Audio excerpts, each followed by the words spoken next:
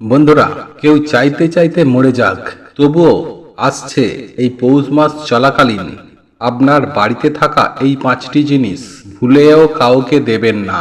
আর আপনি যদি দিয়ে থাকেন তাহলে আপনি ভিখারি হয়ে যাবেন সুনিশ্চিত। হ্যাঁ বন্ধুরা, আপনারা একেবারে ঠিকই শুনছেন। মানুষ গরিব হয় এই একটি কারণে। বন্ধুরা, আপনারা প্রত্যেকেই জানি যে এই পৌষ মাসকে বলা হয় মা লক্ষ্মীর মাস।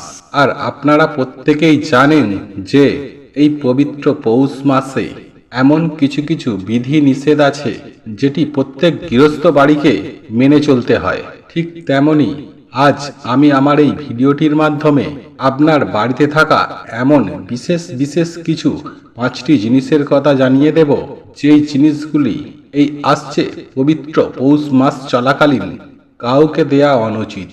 হ্যাঁ বন্ধুরা, আপনারা একেবারে ঠিকই শুনছেন। কখনো কোনো পরিস্থিতিতেই কেউ চাইতে চাইতে মরে যাক, তবুও আপনার বাড়িতে থাকা এই 5টি জিনিস কাউকে দেবেন না।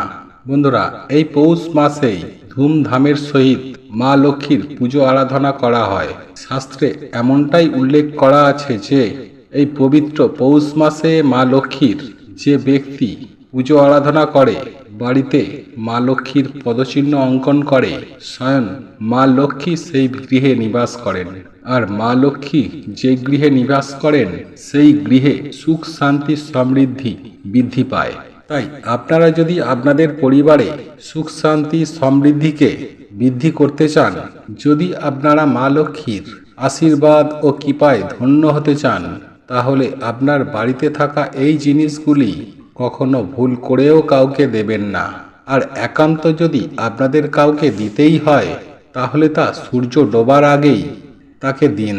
কিন্তু সূর্য অস্ত যাবার পর, অর্থাৎ সন্ধ্যার পরে ভুল করেও এই জিনিসগুলি কাউকে দেবেন না। আপনি যেমন লক্ষ্মীশ্রী হারিয়ে ফেলবেন, ঠিক তেমনি আপনার অধঃপতন নিশ্চিত হবে। হ্যাঁ বন্ধুরা, আপনারা যদি এই জিনিসগুলি কাউকে দিয়ে থাকেন, তাহলে আপনার ঘরের লক্ষ্মী তার গৃহে চলে যাবে। এই প্রসঙ্গে বিস্তারিত জানার আগে আপনাদেরকে বলে রাখি, আপনি যদি আমাদের চ্যানেলে নতুন হয়ে থাকেন তাহলে চ্যানেলটি অবশ্যই সাবস্ক্রাইব করুন এবং পাশে থাকা নোটিফিকেশন বেল আইকনটি ক্লিক করুন।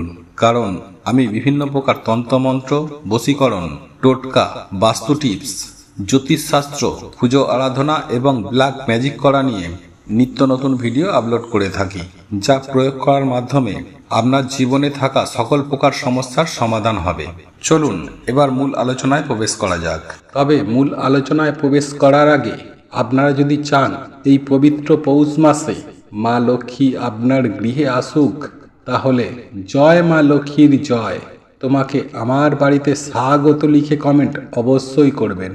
তাহলে দেখবেন সুনিশ্চিতভাবে মা লক্ষ্মী আপনার গৃহে স্থিত হবেন এবং মায়ের আশীর্বাদ ও কৃপা আপনাদের সঙ্গে সাথে থাকবে।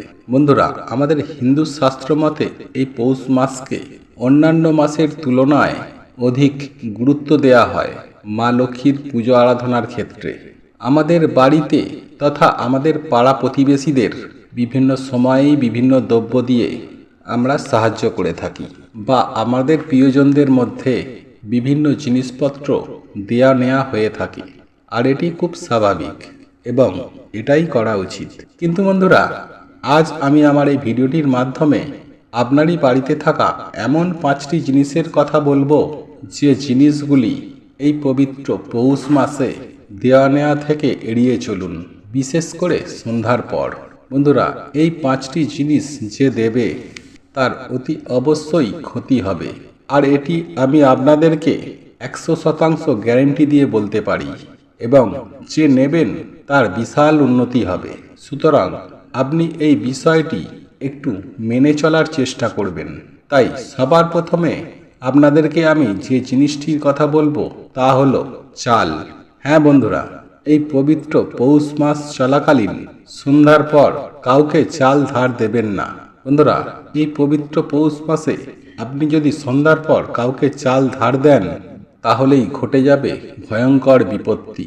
কারণ শাস্ত্র মতে স্পষ্টত নিষেধ করার হয়েছে যে পৌষ মাসে সন্ধ্যার পরে কাউকে চাল দান করা যাবে না। কারণ আমরা আপনারা প্রত্যেকেই জানি মা লক্ষ্মী এই চালের মধ্যেও অধিষ্ঠান করেন। এছাড়াও মা লক্ষ্মী সংসারের সকল প্রকার দ্রব্যের মধ্যে অধিষ্ঠান করেন। তাই এই চাল যদি আপনি পৌষ মাসে কাউকে সরাসরি দেন, তাহলে কিন্তু আপনারই জীবনে চরম ভয়ঙ্কর বিপত্তি ঘটবে। তাই সাবধানতা আপনারা অতি অবশ্যই অবলম্বন করবেন। যাই হোক বন্ধুরা, এরপর আমি আপনাদেরকে দ্বিতীয় যে জিনিসটির কথা বলবো তা হলো অর্থ। হ্যাঁ বন্ধুরা, আমরা আপনারা প্রত্যেকেই জানি যে এই অর্থই হলো অনর্থের মূল। কিন্তু এই পবিত্র পৌষ মাসে যে যার অর্থ তার কাছেই রাখবেন। যদি আপনার কারোর কাছে ধার থেকে থাকে, ঠিক যেমন শোধ করে দেবেন, ঠিক তেমনই আপনি অন্যজনের কাছ থেকে ধার নেবেন না, বা আপনি কাউকে ধার দেবেনও না। কারণ এই পবিত্র পৌষ মাসে সন্ধ্যার পরে অর্থ লেনদেন করা একদমই উচিত নয়। এতে মা লক্ষ্মী আপনার উপর অত্যন্তই রাগান্বিত হন। তাই আপনারা যদি কারোর কাছ থেকে ধার নিয়ে থাকেন, তাহলে তাদেরকে ধার মিটিয়ে দিন সূর্য ডোবার আগেই। আর আপনি যদি কাউকে সন্ধ্যার পরে অর্থ ধার দেন, তাহলে আপনার জীবনে আগামী বছরটি অতি অবশ্যই খারাপ যাবে। এটুকু আমি আপনাদেরকে সুনিশ্চিতভাবে বলতে পারি। কারণ একটি প্রবাদ আছে, আমরা সকলেই জানি যে কারোর পৌষ মাস আবার কারো সর্বনাশ। তাই আপনি যদি এই জিনিসগুলি কাউকে সন্ধ্যার পরে দেন, তাহলে তার হবে পৌষ মাস আর আপনার হবে সর্বনাশ। আর এর কোনো বিকল্প হয় না। কিন্তু সম্পূর্ণ বিশ্বাসের বিষয়টি সম্পূর্ণ আপনার ব্যক্তিগত। আর এই বিষয়গুলি অনেকেই জানেন। যারা মেনে চলে তারাই জীবনে প্রচুর পরিমাণে আয় উন্নতি করতে সক্ষম হন। যাই হোক বন্ধুরা, আমার বক্তব্য অনুযায়ী এই পৌষ মাসে সন্ধ্যার পরে কারো কাছ থেকে অর্থ নেবেন না, ঠিক তেমনি অর্থ কাউকে ধার দেবেনও না। কিন্তু আপনার যদি ঋণ থাকে, তাহলে অতি অবশ্যই সেটি সন্ধ্যার আগে যে কোনো দিন আপনি এই অর্থ দিতে পারেন। কিন্তু সন্ধ্যার পরে গৃহস্থ থেকে অর্থ বার করবেন না। বন্ধুরা, এরপর তৃতীয় যে জিনিসটির কথা বলবো তা হলো তামা বা পেতলের যে কোনো প্রকার দ্রব্য। সাধারণভাবে কখনো কখনো দেখা যায় যে পাড়া প্রতিবেশী বা আত্মীয় স্বজনদের মধ্যে তামা বা পেতলের বিভিন্ন যে বাসনপত্র রয়েছে তা ধার দেওয়া নেওয়া হয়। বন্ধুরা, হয়তো তারা এটি ব্যবহার করার পরের দিনই ফেরত দেওয়া হয়, এটা আমি মানছি।